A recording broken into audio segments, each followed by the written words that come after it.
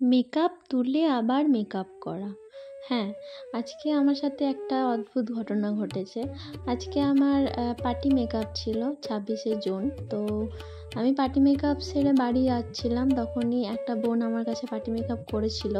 ও বলল যে মনিদি, আমার কাকিমায়ের যে সাজিয়েছিল তার মেকআপটা খুব বাজে করেছে, তুমি ইমিডিয়েটলি পারলে এসে মেকআপটা তুলে মেকআপটা সুন্দর করে দিয়ে যাও। তো আমি বলেছিলাম আমার 1 ঘন্টা টাইম লাগবে। তখন বাজে 8টা, আমি পৌঁছাই তখন বাজে 8টা 15 এরকম।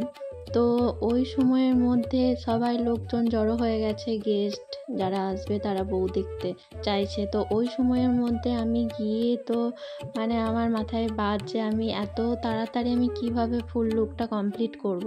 তো আমি ওদের কাছে 1 ঘন্টা টাইম চাই, কিন্তু ওনারা বলেন যে 1 ঘন্টা দিতে পারবো না, তুমি যত তাড়াতাড়ি মুখটা শুধু ক্লিন করে একটু ভালো করে দাও, আর শাড়ি আর চুল তোমাকে হাত দিতে হবে না, যেমন আছে তেমনই থাক। তা হলেও আপনারা বুঝতেই পারছেন যে এত তাড়াতাড়ি কিভাবে কি করব, মুখ মুছতেই টাইম লেগে গেল। কি প্রোডাক্ট দিয়েছিল আমি জানিও না।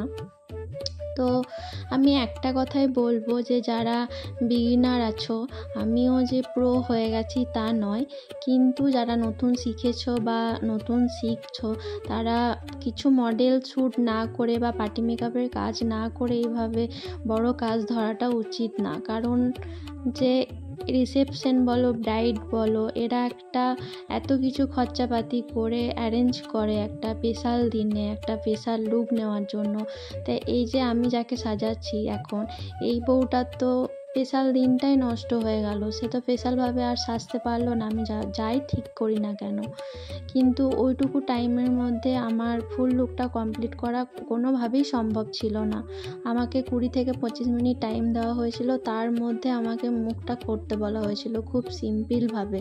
কিন্তু ওর মধ্যে আমার মাথাও কাজ করছিল না যে আমি কোনটার পর কী দেবো। আমার এরকম মানে ফার্স্ট অভিজ্ঞতা, আমার নিজেরই মানে অদ্ভুত টেনশন হচ্ছিল। তো ওনারা খুবই ভালো, ওনার হাজব্যান্ড তো আমাকে বলে যে আপনি আস্তে সুস্তে করুন, খুব অল্প টাইমে।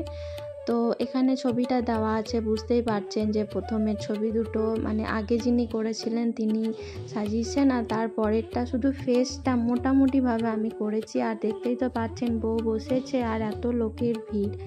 তো তারপর আমি মেকআপটা কমপ্লিট করে আমি বাড়ি যাওয়ার জন্য আসি, আর আমার মেয়ে আমাকে নিতে গেছিলো ওর বাবার সাথে।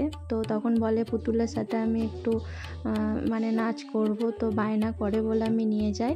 আর আজকে আমার এই ছিল মিনি ব্লগ। তো কেমন হয়েছে জানাবেন, আর সবাই ভালো থাকুন, সুস্থ থাকুন, টাটা।